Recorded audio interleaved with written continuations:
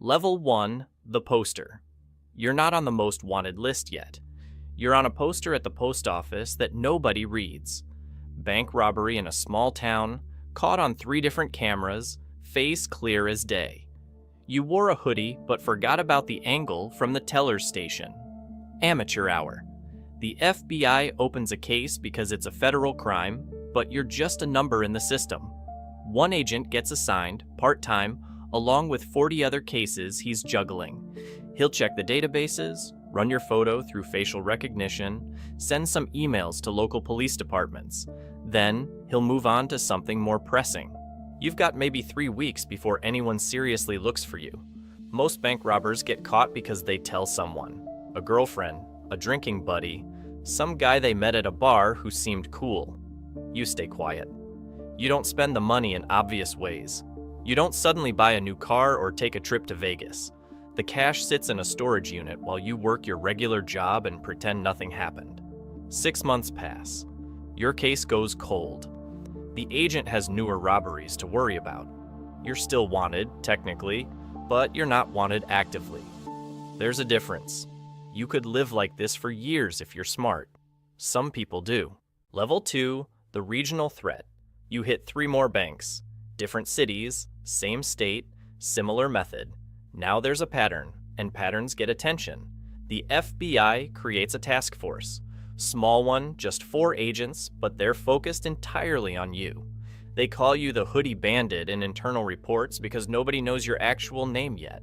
Local news picks up the story. Your photo goes out on social media.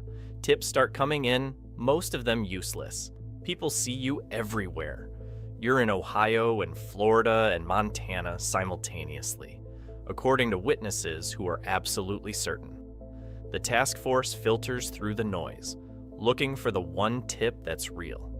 You make your first serious mistake. You use your phone near a bank you're scouting, just checking Google Maps, nothing illegal, but your phone pings a tower. The FBI doesn't have your number yet, but they have data from every phone that was in that area during your surveillance window. That's 3,000 phones. They'll narrow it down. The list gets shorter every time you scout a location. You don't know this yet. You think you're being careful. You vary your targets, change your appearance slightly, never hit the same region twice in a row. But digital exhaust is piling up in databases you can't see. The net is tightening, and you won't feel it until it's already closed. Level 3, the federal priority. You graduate to violent crime. A robbery goes wrong. Security guard pulls a weapon. You pull yours first. He survives barely, but now you're not just a thief. You're an attempted murderer. Everything changes. The task force triples in size. Your case gets a dedicated intelligence analyst who does nothing but build a profile of you.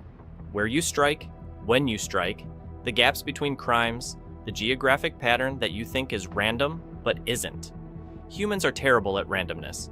We create patterns without realizing it. The analyst sees them. Your face goes on billboards.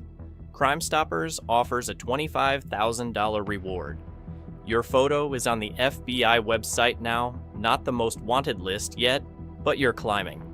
The media gives you a better nickname, something that sounds dangerous. The news runs your story every time there's a slow news day. You become real to people. Not just a face on a poster, but a narrative. A threat in their community. Tips flood in by the hundreds.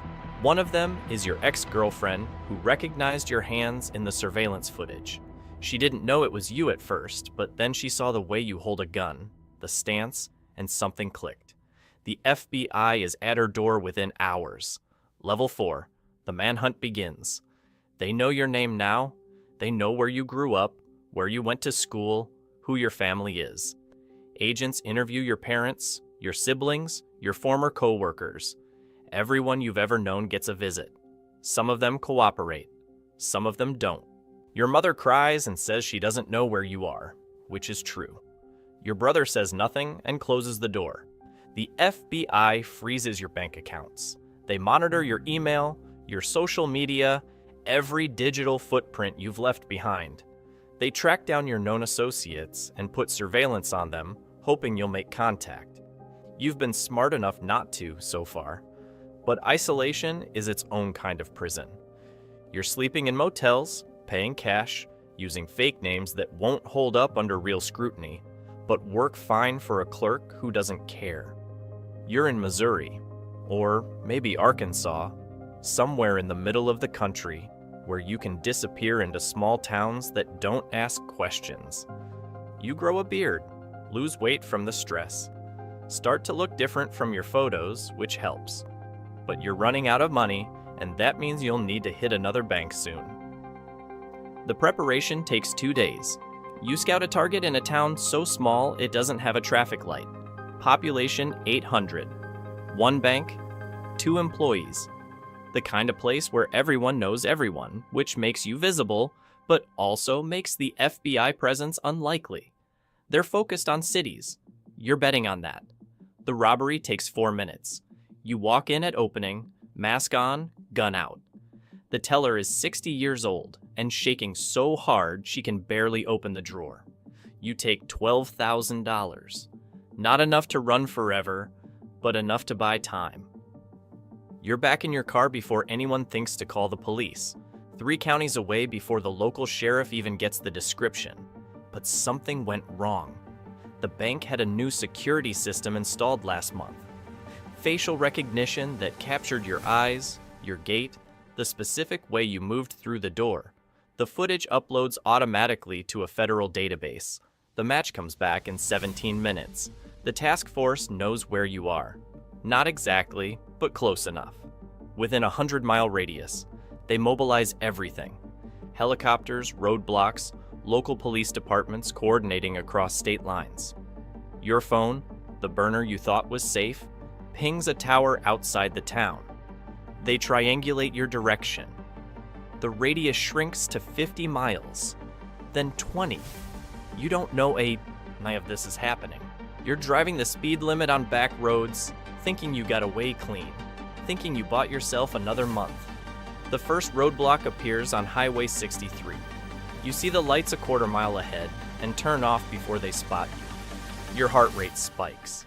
That wasn't random. They're looking for you specifically. The net is closing.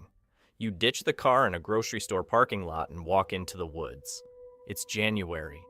Temperature in the 20s. You're wearing a jacket meant for autumn, not winter. You have the $12,000 in a backpack, a handgun, a bottle of water. No plan beyond getting distance between yourself and the road. The woods are dense. Oak and pine. The ground is frozen. You move fast at first, then realize speed doesn't matter if you don't know where you're going. You slow down. Try to think. The next town is 15 miles north. You could make that by nightfall if you push. Find a motel. Figure out the next move. But your feet are already going numb. Level 5, the fugitive. You survive 3 days in the woods. Temperatures drop to single digits at night. You build fires that you extinguish before dawn. Terrified the smoke will give you away. You ration the granola bars you bought at a gas station, eating half of one per day. The water bottle freezes.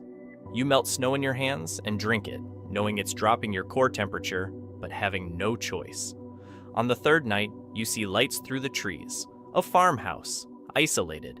One vehicle in the driveway. You watch for an hour. No movement. No signs of life beyond a light in the kitchen. You need warmth, need food. Need to get out of the cold before hypothermia finishes what the FBI started. You break in through a basement window. The house is empty.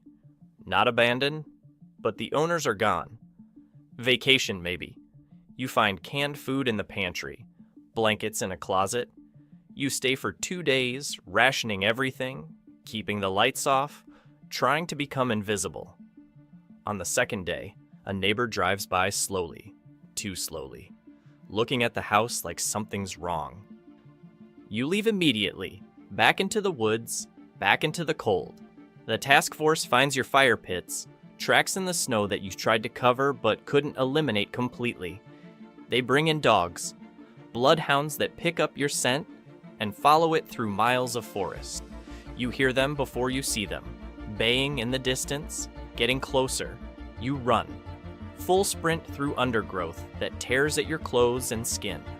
You cross a creek, hoping the water breaks the scent trail. It doesn't. The dogs adjust and keep coming. You're exhausted. Haven't eaten in a day. Your body is shutting down. The helicopter appears overhead. Thermal imaging spots your heat signature through the canopy. They vector ground units to your location. You have maybe 10 minutes. You find a ravine and slide down, injuring your ankle on the descent. The pain is immediate and absolute. You can't run anymore. Can barely walk. The dogs arrive first. Then the handlers. Then tactical units with rifles trained on you from positions you can't see. Someone yells commands you can't process through the adrenaline and fear and cold. You raise your hands. The gun is still in your waistband, but you don't reach for it. Some part of you knows that reaching means dying. They tackle you anyway. Face in the frozen dirt. Hands zip-tied behind your back. The weight of 3 officers on your body. The helicopter is deafening now. Rotor wash kicking up leaves and ice. Someone reads you your rights, but you can't hear the words over the noise and your own breathing. You're arrested. You're caught. 15 months of running ends in a ravine in Missouri, with your face pressed into soil that smells like decay. The charges scroll past you in the county jail. Armed robbery times 14, attempted murder, assault with a deadly weapon, fleeing, weapons charges. Each count carries years. Together, they carry decades. Your public defender is 26 and handling 70 cases. She's competent but drowning. She tells you the evidence is overwhelming. The surveillance footage, the DNA from crime scenes where you left sweat or skin cells, the ballistics matching your weapon to 3 different robberies. The federal prosecutor offers a deal. Plead guilty to 8 counts. Accept 40 years. Or go to trial and risk life without parole. You take the deal. The sentencing hearing lasts 20 minutes. The judge reads the charges, asks if you understand. You say yes. He sentences you to 40 years in federal prison. No parole. You'll be 71 when you're released. If you survive that long, they transfer you to USP Leavenworth 3 weeks later. Maximum security. The bus ride takes 11 hours, shackled to 8 other inmates who don't speak. The prison appears on the horizon like a monument to failure. Concrete walls 30 feet high, guard towers at each corner, razor wire catching sunlight in a way that looks almost beautiful from a distance. You're processed, stripped, searched, issued uniforms that smell like industrial detergent, assigned a cell that's 8 by 10 feet, a toilet without a seat, a bunk bolted to the wall, a cellmate who's been inside for 19 years and stopped talking to new arrivals a decade ago. The first year is the hardest. Everything you were before this doesn't matter. Your name becomes a number. Your identity becomes a classification. Medium risk. General population. Cell block D. You learn the rhythms. Count time at 5 a.m. Breakfast at 6. Work detail at 7. The days blend together. Weeks become months, become years.